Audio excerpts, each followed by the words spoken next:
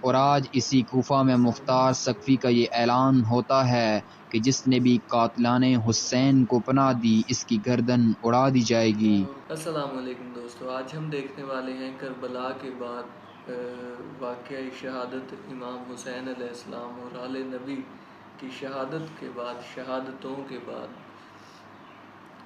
کس طرح سے کن مسلمانوں نے بدلہ لیا یزیدیوں سے، اور کربلا کے بعد کیا منظر تھا اور کون سی جماعت اٹھی اور انہوں نے امام حسین علیہ السلام کی شہادت کا بدلہ لیا یزیدیوں سے۔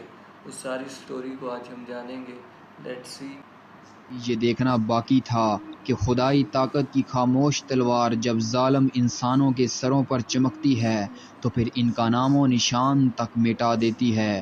چنانچہ مختار سقفی جو کہ کسی سلطنت کا بادشاہ تھا، نہ ہی کسی مملکت کا حکمران، اس کے پاس کوئی طاقت نہیں تھی، نہایت ہی بے سر و سامانی کے عالم میں حضرت امام حسین کی حمایت میں اٹھا، اور پھر قدرت اس کا ساتھ دے کر اس ایک معمولی سے انسان کو کوفے کا حاکم بنا دیتی ہے۔ مختار سقفی نے کوفے کا حاکم بننے کے بعد جو پہلا حکم نامہ جاری کیا وہ یہ تھا کہ جس کے گھر سے بھی قاتلان حسین کی نشاندہی ہو اور جس نے بھی ان ظالموں کو پناہ دی، اس کے مکان کی بنیادیں تک اکھیڑ دی جائیں اور پناہ دینے والے کے بال بچوں تک کو تہہ تیغ کر دیا جائے۔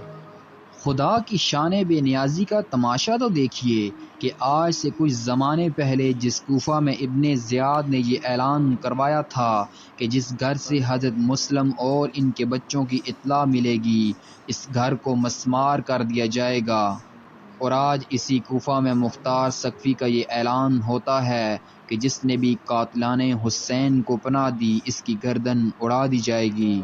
وہ کوفے والے کہ جنہوں نے امام پاک سے دھوکہ کیا، دغا بازی کی اور بے ایمانی کی، آج مختار کے اس خوفناک اعلان سے کانپ گئے اور میدان کربلا میں ظلم و ستم کرنے والے پہاڑوں میں اور جنگلوں میں چھپنے لگے، مگر شاید وہ یہ بات نہیں جانتے تھے کہ جب قہر الہی کروٹ لیتی ہے تو پھر قوم لوط کو صفحہ ہستی سے مٹا دیتی ہے۔ مختار کی فوج نے ہر طرف تلاش شروع کر دی، پھر کسی کو تہ خانے سے اور کسی کو جنگل سے پکڑ کر شام سے پہلے تمام قاتلان حسین کو مختار سقفی کے سامنے پیش کیا گیا۔ سب سے پہلے عمر بن سعد کی باری آئی۔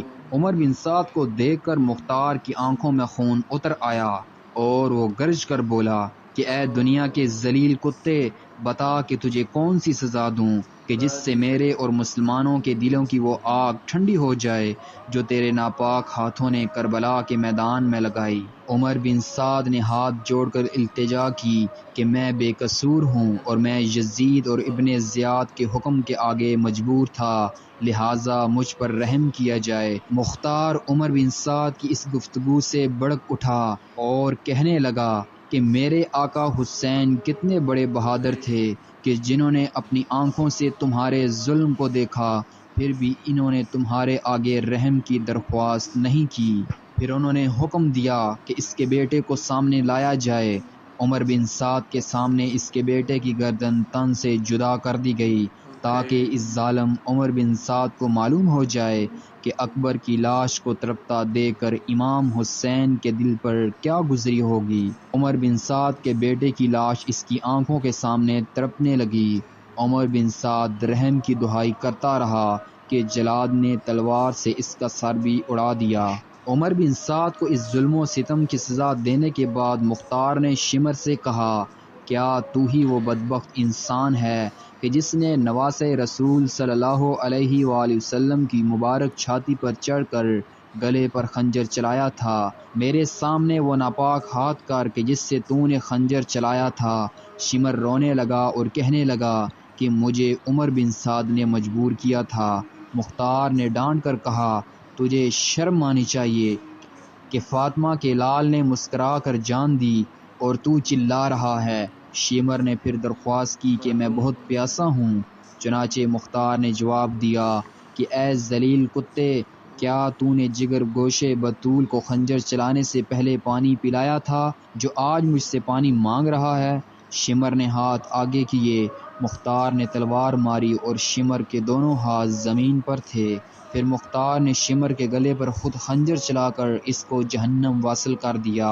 شمر کو اس کے کیے کی سزا دینے کے بعد مختار نے حرملہ سے کہا کہ کیا تو ہی وہ شکی القلب انسان ہے جس نے امام پاک کی جولی میں معصوم اصغر کے حلق میں تیر مارا تھا؟ مختار نے سامنے کھڑے ہونے کا حکم دیا اور پھر فوجیوں کو حکم دیا کہ اس پر تیروں کی بارش کی جائے۔ چنانچہ آخری تیر اس کے حلق سے آر پار ہو گیا۔ حرملہ کی لاش ابھی زمین پر تڑپ رہی تھی کہ خولی کو لایا گیا۔ خولی کو دیکھ کر مختار کا خون کھول اٹھا، آنکھیں غصے سے سرخ ہو گئیں اور گرج کر بولا، یہ ہے وہ سنگ دل اور دشمن خدا جس نے امام پاک کے سینے پاک میں برچھا مارا اور پھر نواسے رسول کے سر اقدس کو نیزے پر چڑھا کر ابن زیاد کے پاس کوفے میں لایا۔ اگرچہ اسے جتنی سزا دوں میرا کلیجہ ٹھنڈا نہیں ہوگا، مگر اس کی سزا یہ ہے کہ پہلے اس کے دونوں ہاتھ کاٹے جائیں اور پھر دونوں پاؤں، پھر اس کے سینے میں برچھا مار کر اس کو بھی واصل جہنم کیا جائے، پھر اس کا سر کاٹ کر اور نیزے پر چڑھا کر میرے سامنے لایا جائے۔ چنانچہ جلادوں نے ایسا ہی کیا۔ ابن زیاد جو کہ نبوت کے گھرانوں کی ہری بڑی شاخوں کو کاٹ کر اس کے مہکتے ہوئے پھولوں کو توڑ کر اور پھر یزید سے موصل کی حکومت اس ظلم و ستم کے انعام میں حاصل کر کے ہر طرح سے بے خوف ہو کر بیٹھا ہوا تھا، مگر اس ظالم کو یہ معلوم نہ تھا۔ چنانچہ مختار قہر الہی کی صورت میں نمودار ہوا اور اس کے اشاروں پر ناچنے والے عمر و سعد اور خولی اپنے ظلم کی سزا پا چکے تھے۔ مختار ثقفی نے ابراہیم بن مالک اشتر کو حکم دیا کہ ایک بھاری فوج کے ساتھ ابن زیاد پر حملہ کر دیا جائے اور اس کو زندہ یا مردہ میرے سامنے پیش کیا جائے۔ چنانچہ ابراہیم بن مالک نے ابن زیاد پر حملہ کیا۔ اگرچہ ان کے پاس جنگی ساز و سامان کے ساتھ ساتھ فوج بھی کم تھی، مگر یہ چونکہ قدرت ان کے ساتھ تھی اور منشائے قدرت یہی تھی کہ قاتلان حسین کو ان کے ظلم و ستم کی پوری پوری سزا ملنی چاہیے، اس لیے ابن زیاد کثیر ساز و سامان کے باوجود مقابلہ نہ کر سکا اور صلح کے متواتر کئی پیغام بھیجے، مگر اس کی کوئی چال کامیاب نہ ہو سکی۔ بالآخر میدان جنگ میں اترنا پڑا اور ابراہیم کے ہاتھوں قتل ہوا۔ پھر اس کا سر بھی نیزے پر چڑھا کر کوفہ میں مختار ثقفی کے سامنے لایا گیا۔ یزید کے ان فوجی افسروں کو ختم کر دینے کے بعد مختار نے حکم دیا کہ اب ہر وہ شخص جو کہ کربلا میں عمر بن سعد کے ساتھ تھا اس کو بھی قتل کر دیا جائے اور نہر فرات پر قبضہ کرنے والوں، لاشوں پر گھوڑے دوڑانے والوں، تیر چلانے والوں کا بھی خاتمہ کیا جائے۔ جب مختار تمام دشمنان اہل بیت اور قاتلان امام حسین کو واصل جہنم کر چکا تو کہنے لگا کہ ان کی ان سزاؤں سے میری آگ نہیں بجھتی، یہ تو میں نے صرف اپنا فرض ادا کیا ہے۔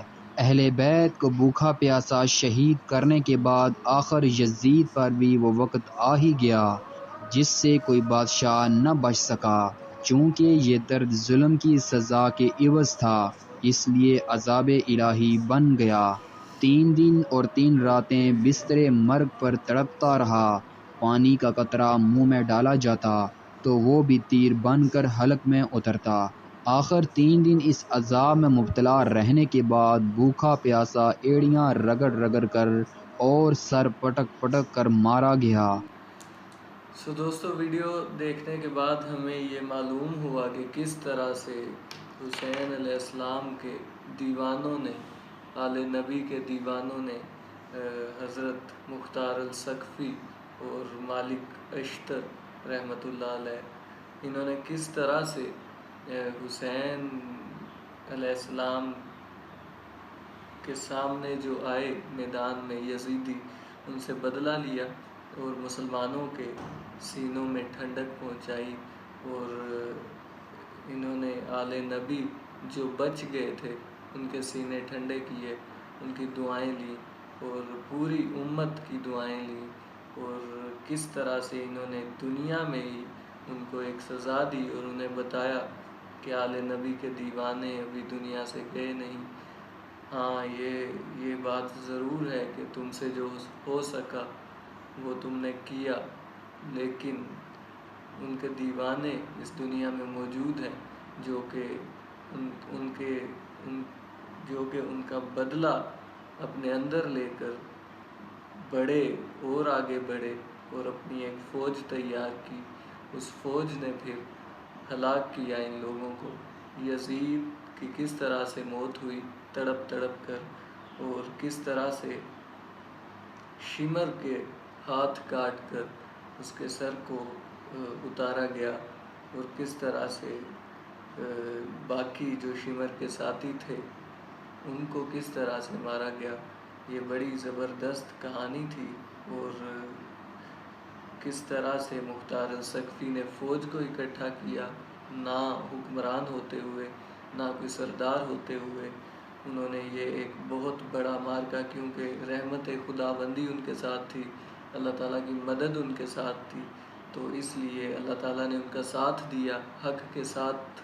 اللہ تعالیٰ نے حق کے راستے میں مختار ثقفی کا ساتھ دیا، اور قاتلین حسین سے انہوں نے بدلہ مکمل کیا۔ سو دوستو، یہ تھی ویڈیو، ملتے ہیں نیکسٹ ویڈیو میں، تب تک کے لیے اللہ حافظ۔